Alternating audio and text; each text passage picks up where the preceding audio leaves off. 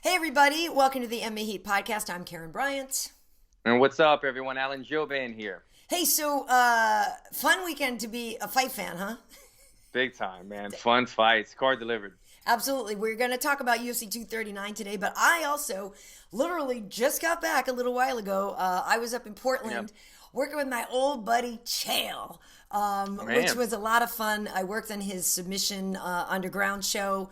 Anthony Rumble came back to competition, and he went up against this guy, Craig Jones, who is really incredible. Like Chael calls him the best grappler on the planet and stuff. It was really fun to be there. It was this little venue in Portland, but top quality grapplers. Also, our buddy King Kevin Casey was on the card. So that was cool. A lot of fun. And also Gabriel Gonzaga and Fabiano Scherner, they had a rematch. Those two fought together when they were in the UFC. So it was really fun. I had a good time working with Chael. It's been a while. Like, we used to work together at UFC Tonight all the time, and we had a blast. So hopefully we can get together on the mic on some ESPN stuff or whatever. But it was cool. I mean, like, I know it's funny because everybody's in the fight stuff. But sometimes just to go to a pure grappling thing, it was cool. And they had, like, tag team stuff, which was kind of wild and kind of very high energy. But, like, it's kind of cool to kind of dial it back and focus on this one specific part of competition and watch that because the guys were excellent. How did Anthony Johnson's fight go? I saw he lost by like a toe tap, a knee bar, but how soon was that? Was that immediately, or did it last a while? It took a little time. I don't know the exact time on it, but it's funny because the guy, Craig, the last time he fought at Submission Underground, I think he won in like a minute and 12 seconds or something like that, or 12 seconds. Yeah. Actually, it was 12 seconds, not even a minute. So he's incredible. So Rumble knew. He's like, I just can't let this dude underneath me because he knows he's all about the leg locks and the ankles. So it didn't take terribly long. It took longer than the last guy. I actually have a picture up on my Instagram of them, like, just tangled and twisted, and Craig's got a figure four and legs and this. Like, Rumble knew what was probably going to happen, but he fended it off for a while. But I mean, Craig is like amazing at that. So and I saw my boy Casey won the match. I didn't see any of the matches, but I saw a picture of the finishing armbar. It looked like he was fully extended, locked in. So, man, I was happy for that. I was happy for Kevin. He's my guy. And he didn't have great luck in his last competition, I believe. Yep. So good to come out here, get a victory, get a finish like that on a reputable, a really good promotion like Submission Underground. Yeah, exactly. I was happy for Kevin, and he was up against like a real lanky guy, so we were, it's interesting when you get to the grappling, like lanky sometimes is so advantageous, right? So, but Kevin had a lot of top pressure, you know what I mean? He knew he was just going to be a lot heavier for this guy. But yeah, it's on Fight Pass, that was number 9. So Chael was saying, Dana's definitely invested in it. I think they'll be doing, the last one had like Jake Shields and Gil Melendez on it and Jake Ellenberger and stuff. So he's definitely getting some names that people like. John Jones did one. So, people should definitely look out for it. It was fun, and hopefully I'll keep working on him because it was a good time. They may start to try to do him out in Vegas at the Apex Center and stuff. But yeah, people should check him out because it's pretty cool. It's nice. on Fight Pass. Yeah. And you were cornering. Very cool. You were cornering one of your boys this weekend, but it was a rough go. Yeah. I was cornering my man Brian Del Rosario, the bad boy, great fighter. Didn't go his night that night. It was for the Lights Out promotion, which was formerly, I think it was called CXF here in LA. Okay. And they usually have him at Burbank. But what's his name? The football player that bought him out Merriman. That was going to fight.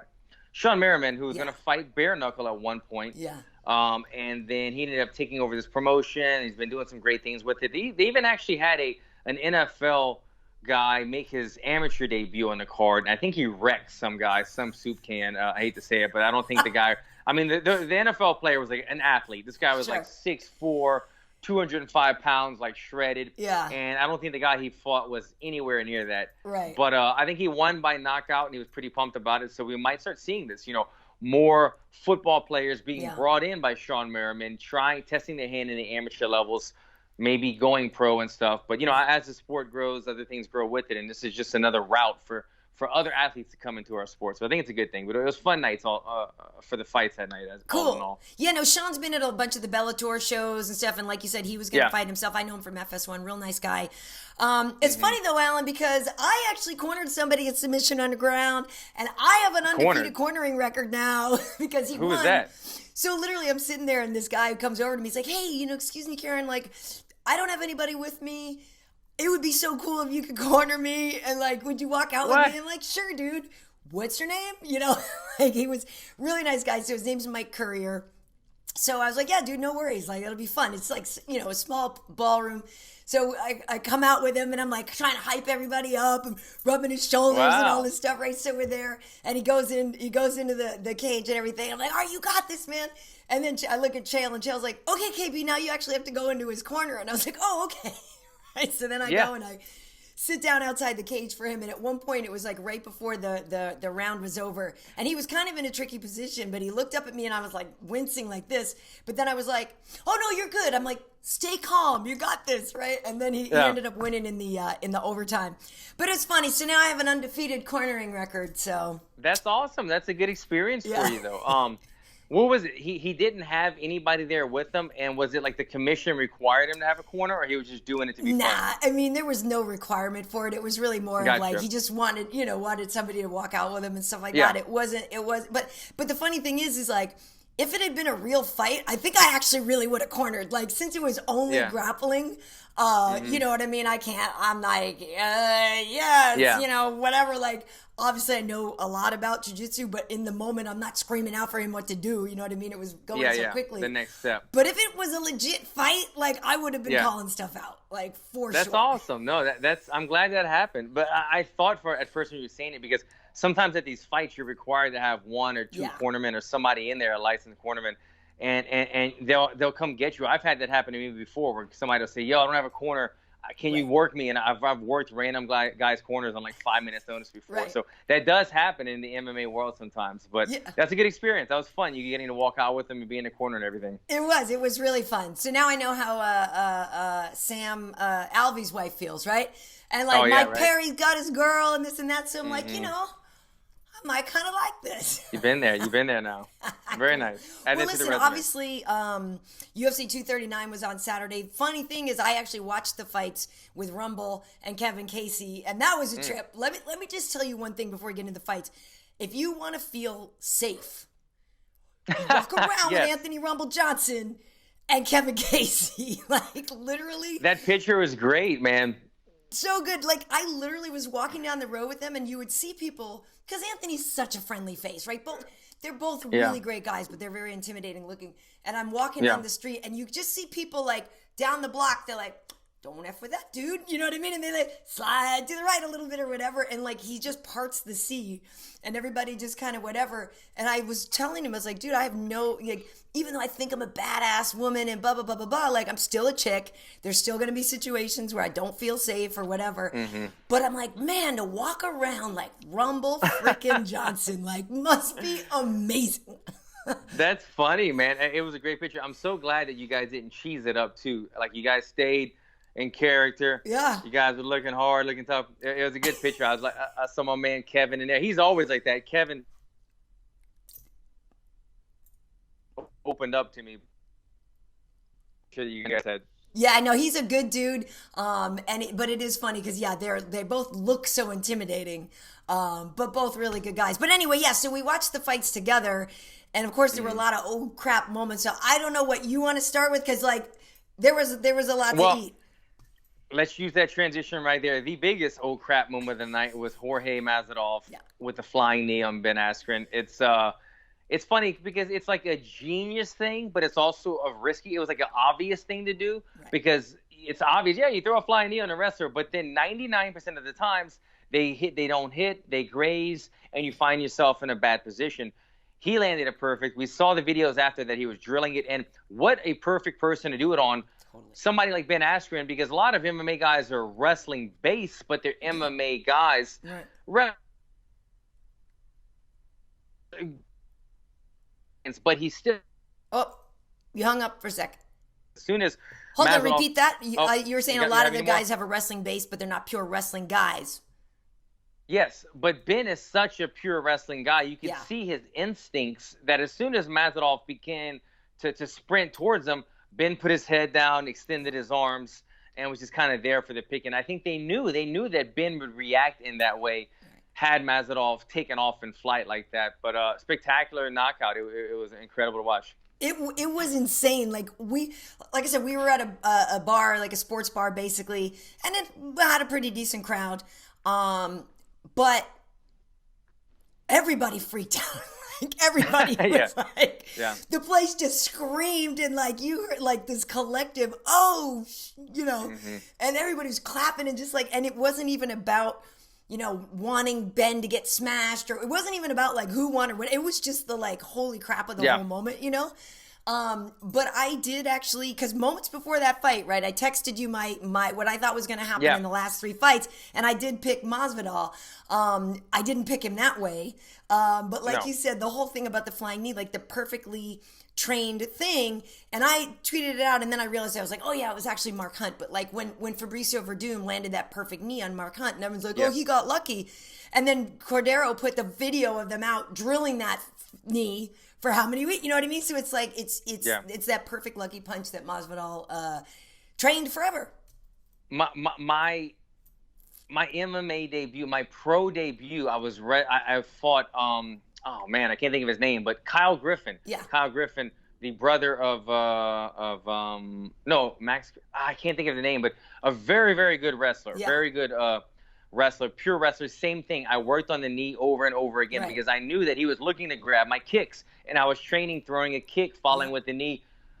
Pro debut happens. I land a flying knee in 15 seconds, knock him completely out. That was my pro debut. It was amazing, but it came with repetition. Right. It came with practice. It came with strategic game planning, because we knew somebody who has a pure grappling background against more of a predominant striker. They're looking for the takedown. They're looking for it. And man, they called Ben Askren's number on that one. They knew that he was going to extend himself open, and luckily for Masvidal, it landed pretty flushly, kind of hit the head, then the shoulder, dropped him. He added a few little ones on the end, right? To make sure he was out, or just for a little bit of let him know what he's thinking. Yeah. But it was a high risk situation with a huge reward at the end.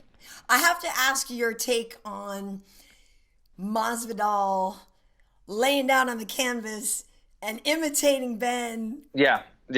Because I mean, look, it was I was watching the fight. Go ahead. Well, no, I'm saying I don't 100% hate it. Like, I feel bad like that. On the one hand, you definitely have to like, man, that's disrespectful. You need to honor your opponent. He's a fallen opponent now, and you won. So like, what's the point of rubbing it in? Mm-hmm. But then on the other hand, with so much crap that got spoken beforehand, and that's the thing, Masvidal, and he doesn't give a you know what. You know what I mean? It's right. So like, it's so in character for Masvidal that I kind of enjoyed the moment.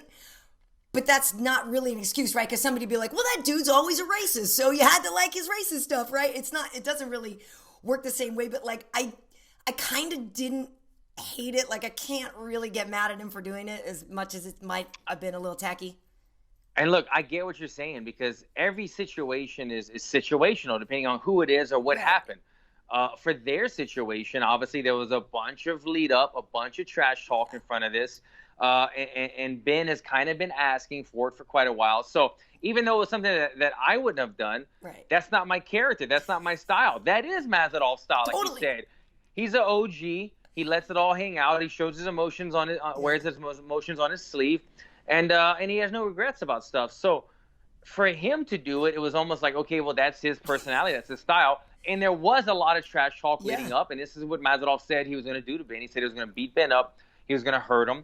And he did it, and Ben, kept antagonizing him and going back and forth. So it wasn't horrible. But what I was going to say was, I watched the fight I was on my phone at the fights, and I had about like 10 fighters surrounding me because everybody wanted to watch this.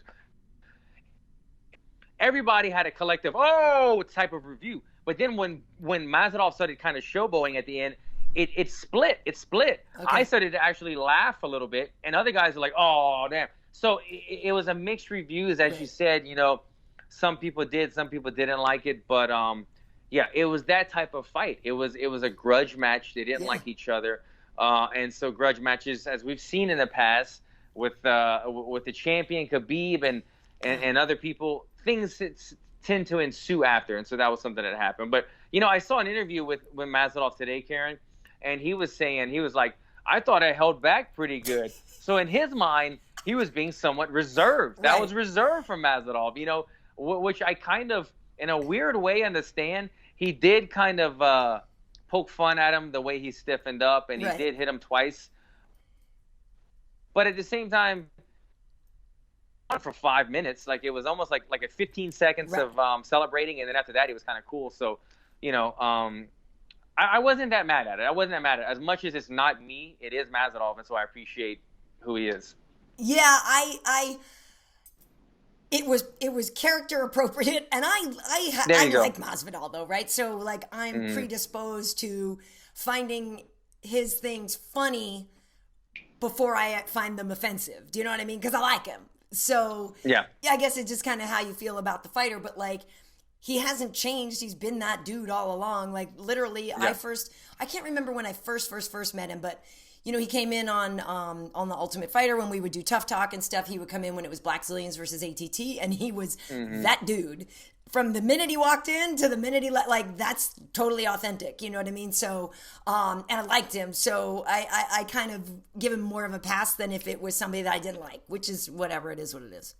you know the thing about Masvidal that really, and this is a guy that's in my division, but this is a guy that who's having a better year. I mean, when you think about the stuff that he's laying down with that huge knockout of Darren Till, and then to derail Ben Askren, the hype train that has been behind him, and all this trash talk, and the wins that he's had, the fashion that he has won in, and the way that he has stayed true to himself and stayed strong in the media, no regrets for anything that he's done. He is now the kind of bad guy heel of the UFC that people happen to love, because that's what happens. You could be the heel or the good guy, but sometimes people still love the heel. People, you know, where like the John Jones or the other people where he was the heel, and some people were like, oh, I hate the guy.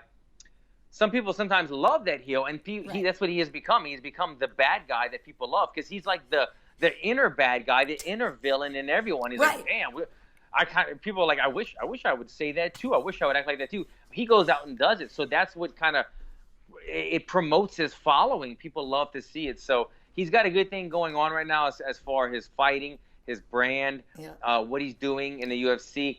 I was actually most shocked, Karyn, when I saw the numbers. I don't know if these numbers were actual factual, but when we talk about payouts at the end of this fight, Masvidal was at 1-1, 100 to show, 100 to win. And it said Ben Askren was at 260 to show, which shocked me, which blew my mind that he would be getting paid that much, that type of money. That is ex-champion at 170 pounds and above type money. And that's a tremendous amount of money for somebody who's really, you know, only spent about 1 minute inside of the octagon, and 50 of the seconds of the 1 minute were not good for him. So, I mean, obviously the deal was negotiated before he stepped foot into the octagon, but I was shocked that somebody like Masvidal, who's a star of the show right now, is one of the biggest names in the UFC that doesn't have a belt, has not got a new contract, and that Ben was making so much money. Maybe, I mean, I'm guessing Ben's was just a flat, like that's it, no win bonus, no, you know what I mean? That's just it. You know, maybe it's a flat fee. And obviously coming from, you know, being undefeated all that time, he had some leverage, you know, and he came over as a name brand entity. But yeah, that's a high number. Good for him. I mean, good for him. I can't be mad at him. You know what I mean? Good for him. Second fight in the UFC.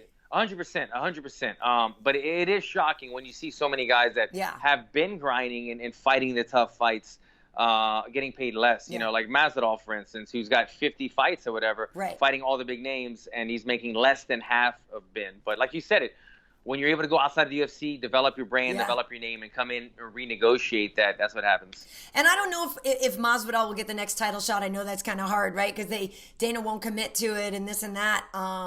But at this point, Masvidal is going to be building a hype train and a bandwagon of people that are really going to want to see him get an opportunity soon. 100%. And I mean, what's interesting is like one of the people that are standing in line of him is his teammate. You know, Colby Covington is a guy that they have cornered together. Yeah. And they're both really kind of those next guys right there. But that's an interesting one. I could see that kind of tearing some of their friendship apart. I don't know how close these guys are. They've been knowing each other for a while. They've been training for a while. Right. I don't know personality-wise if they're really the same type of people or they're more of just gym buddies because they train together. But if you're just gym buddies and you're not really attached at the hip that well because they seem to be two different personalities, although they both, you know, antagonize people a little bit, it's from different points of view. So when it comes down to making the money and getting the gold, this could be. I saw the name Kobe a couple of times with Hold Masvidal, on, you broke up a second. You're saying this could be the thing to make them not friends anymore? Yes, it could be. And what I was saying was, if you guys can still hear me, I saw the name Colby Covington get brought up a couple of times in interviews with Masvidal, and Masvidal had nothing bad to say, but he definitely did not say anything like, I would never fight that guy. That guy's my brother. That guy's my close. It was nothing like that at all. So it led me to believe that he's like, look, I'm down to fight whoever I got to fight to get the money. So, you know, it seems like one of those type of issues. Yeah, I think he would fight him. And it's tough because Colby obviously was the interim champion and is a good fighter and has credible wins. But his inactivity, you know, Jorge might be able to just jump him just because he's got momentum. Momentum is bigger than wins a lot of times. We've seen that in UFC. For sure. Well, I did think we were going to have an and still in the co-main event. I think Amanda Nunes is just too damn good. And she's too damn good. Like she beat Holly she beat Holly with the Holly Holm kick. Like what? Like the fact that that's how she lost that fight I found really wild. I like both girls a lot. And again, same thing with like the Ben thing. It's not a personal thing, but I as much as Holly is talented and all of that, I just thought Amanda was going to be too good, too strong. And again, momentum, the zone. She's the double champion. I mean, that woman is feeling her power right now. She has that, I don't want to say she has a sense of invincibility, but like the interview I did with her before when she came out to LA for Media Day, there's so much just joy in her life. This was a very happy champion. I agree. Very, like a person who is just owning their greatness, owning their skill, loving life. Everything's working. Like that's a very dangerous person who has all that confidence in the world. Amanda gave me absolutely no reasons to think that she wasn't going to just win again, you know, and she did. I totally agree. I mean, she seems so happy to agree with you on that one. And she just seems unbeatable at this point. I did not think that there was going to be a stoppage in this fight. I thought because of Holly Holm's footwork and style of fighting, that Amanda would get in the bigger shots and she would push the pace more, but I didn't think there would be a stoppage. Especially in the beginning of the fight, Amanda seemed to really respect Holly a lot in the striking. She seemed a little bit tentative, a little bit reserved, where in other fights she would step into it a lot more. I think she was worried. Amanda was a little bit worried about overextending herself and getting countered by one of Holly's blitzes. Holly blitzes so good using that straight left hand. She gets off to the right side and she avoids any damage. The thing that Amanda did was she had a great adjustment. Holly kept throwing those John Jones type of oblique kicks. She was throwing those oblique type kicks or side kicks, and she did a few too many. Amanda made a beautiful adjustment off of the oblique kick. She threw the head kick. It landed. She cleaned it up at the end. Amanda, she's so good, and it stems back, I believe, being good. But what you said, if she had trouble at home, maybe there would be focus. Her focus will be wavered. But she seems so happy. They put it out there for the world to see it, their joy, their happiness. It shows in her interviews. It shows in her fighting style.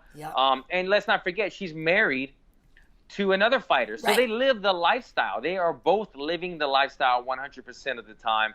And she's the greatest female fighter of all time, hands down. Yeah, I think she's just amazing. And because the thing is I certainly understand the argument for saying that Chris is or was. A lot of people still are saying Chris is because of the years of dominance and all that, which I agree. Chris has been incredibly dominant, but she's always been so many steps ahead of her competition, you know, where I feel like Amanda has faced tougher competition, more equitable. Like it was a harder fight for her. The fact that she beat these women, I feel like Amanda deserves more credit for being the GOAT, but Cyborg deserves tons of credit for putting females on the map. You know what I mean? This is a woman that everybody knew who she was. Everybody feared her.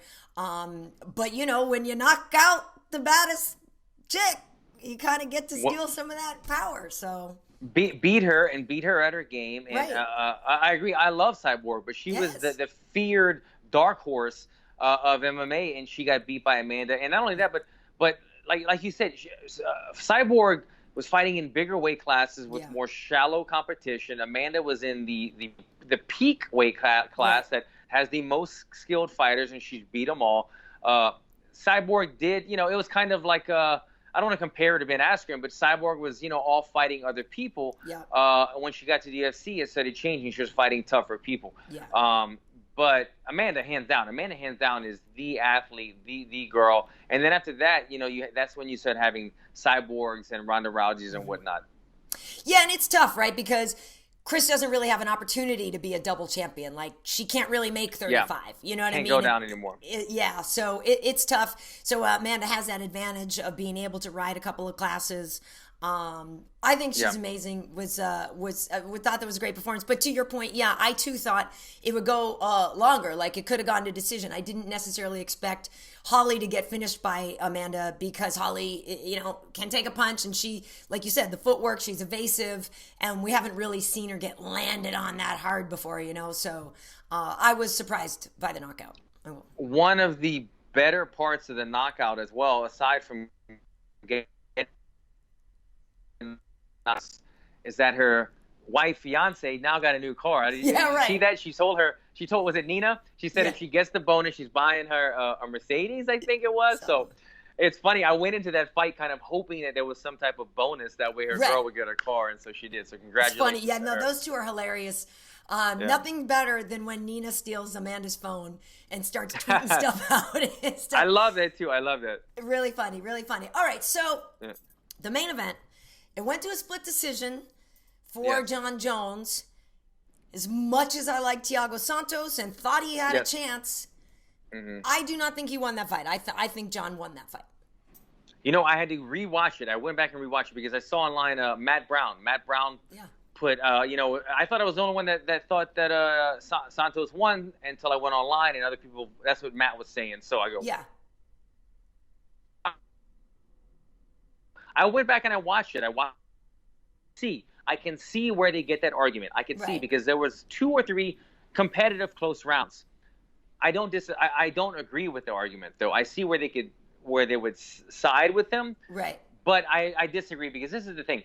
Santos did land some bigger shots in some rounds, but the majority of that round, Jon Bones was, as I want to call it, up in his ass. Okay.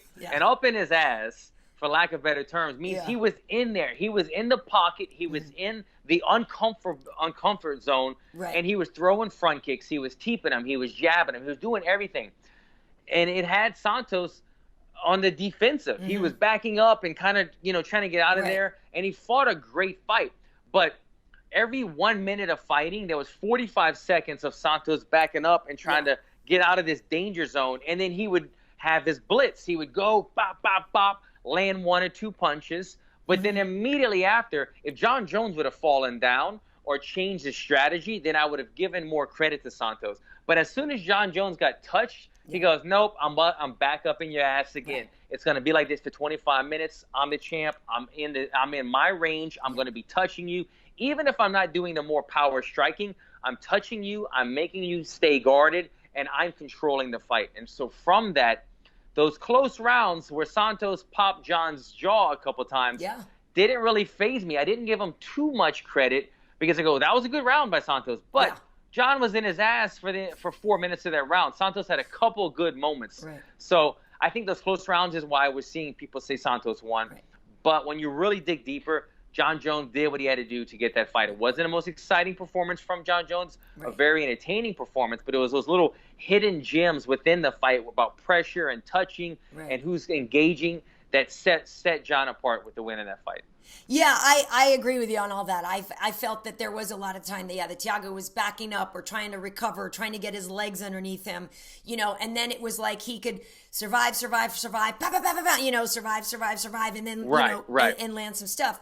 I will say, John had to be helped out of the octagon and, left in, like a wheelchair. His knee was definitely banged up. And it's unfortunate, right? Because Thiago's knees were trashed. And so it's that whole... Yes. For Thiago fans, right, you're frustrated because, man, if only he had one of his knees underneath him. You know what I mean? He can't pull he can't do this, he can't do that because of the knee. And the frustration there, it's like, well, but John did that to him. So, it's part of the fight. You have to give John credit for being smart like that. I still hate seeing oblique kicks. That always makes me nuts. Oh, man. I guess the critique I have is that John didn't go for the kill, or it seemed like he maybe didn't go for the kill, right? Like that time when he fought OSP and people complained, it looked like a sparring match. And then, so I started to feel like in this fight, like, did it get to be a sparring match thing, right? Like, because I felt like in the past, John, if he saw a wounded deer, right, would have gone to kill it faster. So then I was like, well, how come John's not trying to go in for the kill? It's very clear to all of us anyway. Maybe it wasn't clear to John that Thiago was, had issues standing and walking. Maybe he didn't notice it as much. Or also it's that Thiago's still incredibly dangerous, right? So even if you think he's weak, you have to still be smart on your way in. So I don't blame John for being cautious, you know what I mean, when to go in and try to pursue a finish or whatever. But like, he could have maybe tried to take him down and drop some elbows on him and finish him that way. He could have this. Like, it's funny, right? Because now you're splitting hairs. John's so great that how come he didn't do this amazing thing? You know what I mean? It's like at this point you're bitching because he didn't win in a flashy enough way. And so that's like, I guess my only thing is I've come to be so impressed by John in fights that you are always kind of looking for that miraculous like spinning elbow or that sick this, that, the other thing. And there was so much lather, rinse, repeat of his approach that it was a slightly less exciting. Like, it wasn't like it was a bad fight, but you know what I mean? You just come to expect a lot more. I agree. No, he didn't. Normally he finds the weakness and then he exploits the weakness and then he goes for the finish. I think we knew the weakness was either A, the hurt knee, or B, the takedown, and he never exploited either of those. He really didn't try to chop that leg, and he really didn't try to take him down. And I think part of it was he felt that Santos was dangerous, but he felt that he was winning. He felt that I'm backing him up, and everything that my body is doing, he's reacting. So as long I'm walking forward, Santos isn't going to do anything. I have to be careful of these blitzes. Santos landed some of those power shots a couple times, and it didn't phase John at all. And I think that gave John confidence. He goes, okay, he hits really hard. He knocked my mouthpiece out at one point, but it didn't wobble me. My equilibrium didn't get thrown off. Nothing happened. I'm back up on him again. So I think he said, you know what, I feel comfortable doing this fight. But, yes, we have come to expect John to make those decisions, to take the fight down, to end it.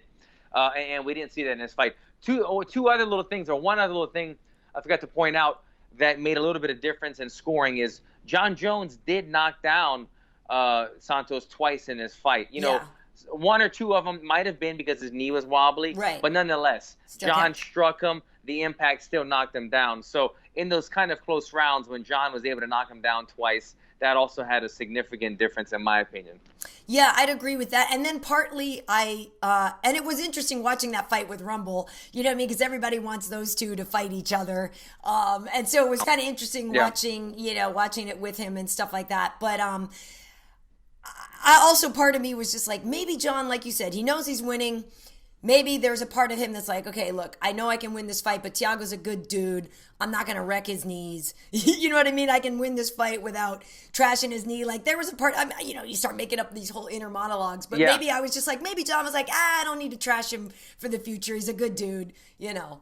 But that's not the case. I agree that could have happened with other people. That did not happen with John. I heard him say after the fight, he said something like, he was telling somebody, he was like, we're trained like this at Jackson Winklejohn.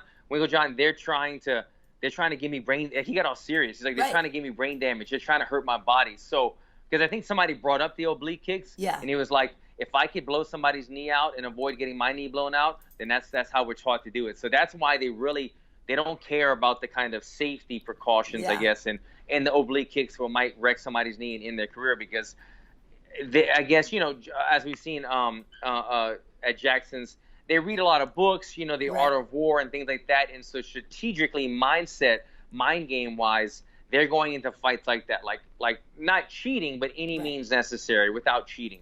So, I don't think it was a soft part in him. I think some fighters do have that, but not in Jones. Cobra Kai, sweep the leg. Yeah, exactly. Sweep the leg. Doesn't matter if he's injured. Well, I don't know who's next for John. I don't know. I don't know if he should. To be honest with you, I said to Anthony, though, I was like, I think he would lose at heavyweight, though. Do you know what I mean? Like, I don't know that John would definitely win at heavyweight.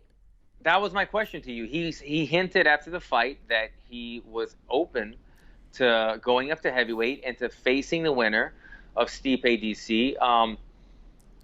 It shows his confidence. It shows his confidence right now. It shows that he has been very active in the 205 division. He's somewhat cleaned it out. There's still the guys they're throwing out there. There's still the Johnny Walkers, the guys like that. And honestly, I think the UFC had plans. The UFC had plans, and this would be a transition into the next one. Yeah. That if Luke Rockhold would have won, I think they were trying to get Luke Rockhold. That's why Luke Rockhold has been very vocal about it. Right. I think the UFC was kind of thinking, you know what, if Luke Rockhold makes a splash in the 205 division, comes out, gets a big knockout, this would be an enticing fight, because people would pay to see John and Luke. There's already some backstory to that. Luke's a big guy. He says that he has something that would give John Jones trouble. I think that's something they were thinking of. It just didn't happen for Luke that night, though. No. Yeah, that would make sense. That fight would make sense. I'm not saying John won't win at heavyweight. I don't know. I feel like I kind of like him where he is. I don't know if bigger dudes landing on him, would. Yeah. I don't know. I don't know. But I guess I'm not like dying to see him up at heavyweight. I don't know. Some people are. Some people. I wouldn't mind it because I don't think anyone is beating him anytime soon. Yeah. Although, it's funny. My boxing coach, Robert Sally, texted me. He must have been with a group of boxers, and he goes, hey, John Jones, my boxing coach follows the sport, but not as closely as us. And he says, John's not going to lose, right? I go, anything could happen, but highly improbable. Right. And he goes, he's better than this guy everywhere, right? I go, look, longest reach in the division, wrestling base, and he knows how to use his distance better than anyone. It's tough to beat him. And then we see it, and it's a very close fight. Right. And I was like, damn, I almost ate my words on that. I'm trying to give boxing guys advice. Right. And if John would have lost, then what the hell do I know about fighting? But that's fighting. Yeah. A guy like Santos, who's very dangerous, showed that, look, there is ways to make, even if you don't knock John Jones out, that fight could have easily went the other way. It was a split decision. Right. A split decision with John Jones. I mean, it could have easily went the other way. One judge might have been looking at something else, and we would have been dethroning John Jones and having the rematch. So anything could happen. But with that said, in terms of talent and ability, John Jones is still so far ahead of everyone. Yeah. I think that the heavyweight division is the only division that would challenge him in that way, where we would see John getting knocked down, John getting taken down. Yeah, I mean, I say that I'm not as interested as other people, but there is a big curiosity of seeing, how he competes with that extra weight on him, what that does to his own movement, what it does to his power, it is interesting. But like you mentioned, Luke, at this point, Dana's saying Luke should retire. Got knocked out again. Jan Blachowicz just landed on him perfectly. Jan's a guy that had lost to Santos, I believe, right? Is that right? Yeah, I think he had already lost to Santos before. So, there's a little bit of whatever at the top of the division there. But Jan looked great. And Luke looked slow to me. When he first came out, I was like, ooh, this is not going to go great. And, Anthony and stuff had trained with, he knows him from Henry Hoof to some degree and stuff like that. And we were both like, he looks like he lost a little bit of a step. Wow. Yeah. That one, I felt bad for Luke, man, because obviously we share the same agent in Jason Canner over at Seoul. The one that got both of us these huge jobs. And Jason comes to all my fights. Yeah. Jason was texting me all week. He was with Luke. He was there at the fights. They were there to support him. It was tough. He said it was really tough, that Luke taking this one tough. Obviously, losing a fight is tough. Getting knocked out on a big card is tough because people are going to hound you right away with the memes. But then getting your jaw broken is, losing with the injury broken in that fashion. Yeah, he looked very big, very muscular. Yeah. Didn't quite have the speed that he used to have. And I just kind of I felt that his chin was a little bit kind of floating around. Everybody has openings now and then. Everybody gets caught. We all get caught. But he sometimes likes to throw his shot and kind of like look at what he does rather than thinking about the next shot or being too prideful of covering up. Like sometimes you just got to cover up. Yeah. But I feel like Luke is kind of like showing this is what I'm doing, not so much worrying about what you're doing. And that's sometimes why he gets caught. But the thing that was tough, did you notice this, Karyn, that, man, when Luke gets caught, he doesn't go fully out. And what it does is he's out enough that he's defenseless. Right. And every time Yoel Romero, Michael Bisping, and Jan, every time they drop him, his hands go down, his shin comes up, and he's still awake. So it's still open target. And he gets blasted on. And I was like, oh, not again. He got blasted on again. Tough loss. I don't know that Luke should retire, but I think he should just assess, make sure everything's going good at home. I don't know what he has going on. Yeah. And come back and maybe fight some lighter competition. I think he's fighting some tough guys, and we've seen the best of Luke already. I don't think he's at that top 5, top 10 type spot anymore. Maybe fight some lesser guys, get some momentum going. Just mix things up. Stop trying to chase the big fights anymore. Right. But would his ego allow that? I know it's tough. Former champion, a name in the UFC. Yeah. And so this is not 3 losses. Well, he lost to Bisping, won a fight against what was his name? The guy from the World David Series. Branch. Didn't he beat David Branch? Beat David Branch. Yeah. Remember that? He had made David Branch tap out. But then has lost to Yoel Romero. Yeah. And now again. So he's 3 losses in his last 4 fights. Take some time off. Yeah. He's got the modeling thing. He's making very, very good money from the modeling. He's made pretty good money from fighting as well. But what? I say take some time off. He just came from time off. But he just came from time off. He needs time off from time off. I mean, no, dude. Like, I'll be honest, Karyn. I'm searching. I'm reaching right now. I'm looking for answers. I don't know what it is for Luke. I don't know. I really don't. Sorry, viewers. I don't know. Well, I'm bugging out because, of course, whenever we do the podcast, that's exactly when my neighbor's gardener shows up. So please, apologies if there's any weed whacking going on behind me. But, I think it's actually now's a great time for Luke to stop, right? Because he does have those other things going on. And even though he lost, he can still ride that, UFC fighter thing into the Ralph Lauren campaign. That's a big deal. I think he's got enough going on with that other stuff that, he'd be okay, whereas other people are going to, not have as many an option. Also, didn't he kind of already have some cash anyway? So, right, he's not like it's going to be down on his luck if he doesn't get the fight money. I think he's in a better position. And I guess it really comes down to is his heart still in it? Does he want to, I feel like coming from those losses for him to rebuild and come back and fight a lesser competition after those losses, I just don't know if his confidence would be there and if he could get excited about fighting a lesser competition guy anyway. Do you know what I mean? I don't know. I'd be okay if he just stopped. Yeah, it's tough. Like I said, I was reaching, and I'm trying to really dig deep here and think, is it like a move, a new camp, a fresh look? He's done that. He left AKA and he moved to Florida. He's got a fresh look. He's got fresh teammates. He's got a great coach. It's just not firing anymore. Something's missing. So I don't know. Maybe you're right. Maybe Dana's right. Maybe we'll have to wait and see. Who knows? A broken jaw sucks, though. So big time. That sucks. And good for Jan, though. Jan is one of those dudes, I feel bad. Nobody ever talks about him. Nobody, whatever. So that might be the kind of fight that he needed, but, nobody ever talks about that dude. I think it's partly because they can't pronounce his last name, Blachowicz. But, that's part of it. But, I mean, he needed to make a statement. Good for him. I thought Mike Mav, who is now in your division, such a dominant win over Diego. Mike looked great. I thought he would win that fight anyway. But again, when we're talking that conversation, Diego got put in the Hall of Fame on Friday. He won the Ultimate Fighter 1. now would be a fine time to ride off into the sunset. Yeah. That was such a. I don't know why. I know you said you were pretty confident that Mike would win. I was.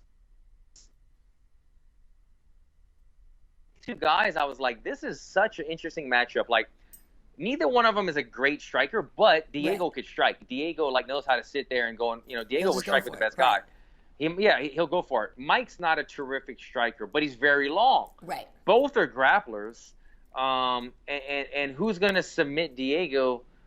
But Mike is such a bigger guy and a top guy. It was like I was pulling hair. I was going down the checklist like, okay. And it was coming out even. Yeah. At the end of the day, the reason I went with Mike, I go, you know what? He's just the bigger guy. They're so similar. He's the bigger, longer, rangier guy, the younger guy. Mm-hmm. That's probably going to prevail because it doesn't matter who's a brown belt, who's a black belt, who's got this many fights. They're going to wind up entangled this entire fight. And the younger, longer, taller guy will probably end up on top. And that's kind of what happened. But good. Welterweight division, see if they give him like a tough, a really tough welterweight, somebody with a number in front of his name, and see what happens there.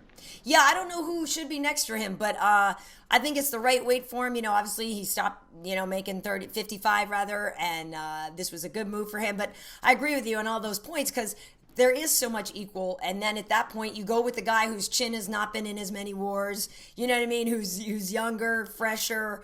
All of that. And Mike is a crafty submission guy.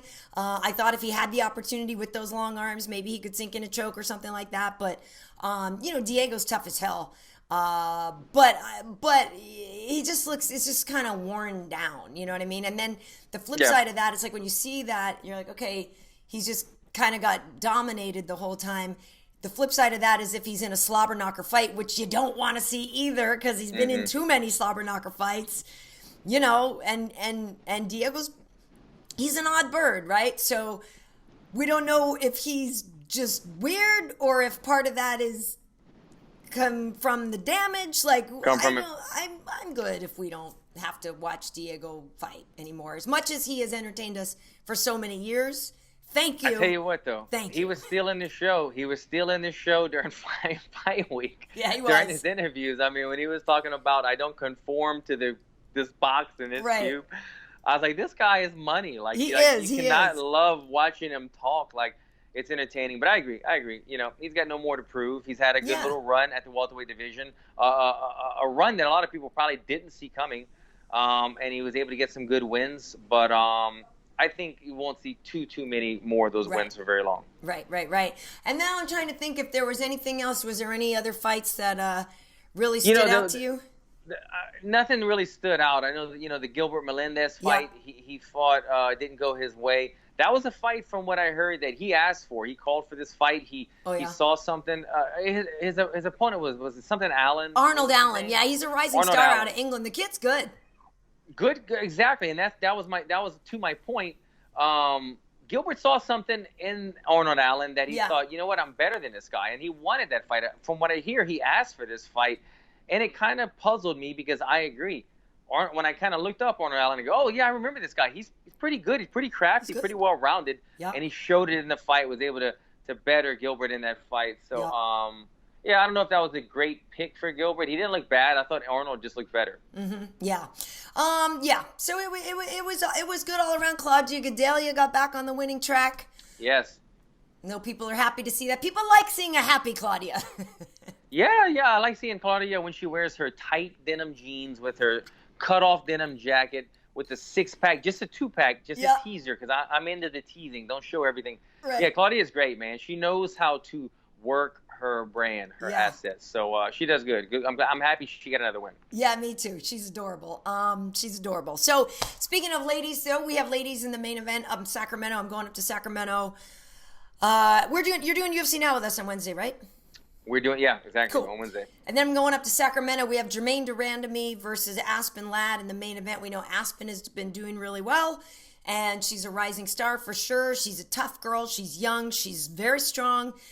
Great top control. But Jermaine is a hell of a kickboxer and has got long arms, long legs, all of that stuff. So I think it's going to be a pretty tough test for Aspen, actually. I agree. I'm actually surprised. I didn't recall. I didn't realize that was the main event. Yeah. Like you said, great fight. Aspen Ladd, I've been impressed with her since day one.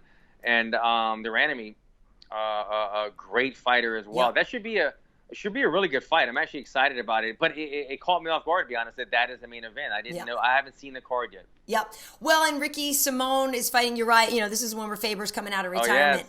Which, you know, it's in Sacramento, I understand. But that's a lot of pressure to put on yourself to come out of retirement in your backyard where every other seat is going to be filled with somebody who knows you.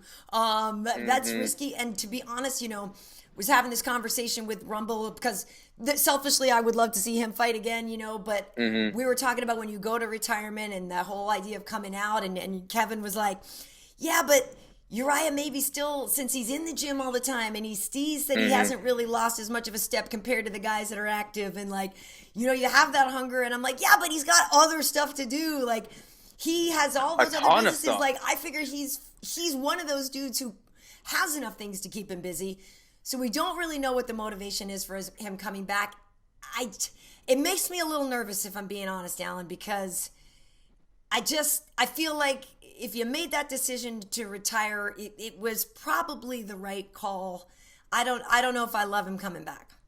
As much as I like Urijah, I don't know. Love Urijah. Love his mindset. He's such a go-getter. And then on the outside of fighting, he's an entrepreneur. He's got so many things happening. So many. Just had a beautiful little baby. I know. So sweet. Got a lot of stuff happening. I mean, I get it. We're fighters, and he has that burning fire still. The fire is not put out, and he obviously feels that he's able to still compete with everyone. But he's got so much stuff going on and a baby, and he's been out for a minute, and he could have kind of rode off into the sunset, and now he's coming back. The thing that differs is sometimes you go in the gym and you go, man, I'm still moving, I'm still kicking. But when you get into the fight, fights are different. Yeah. Hold up. How does this hold up? You know, Uriah's never been one to have like a weak chin or anything, but fights are different than training. When you're doing everything 70% and you start doing it 100%, it's a little bit different. Excited to see this fight, but I do feel it's unnecessary.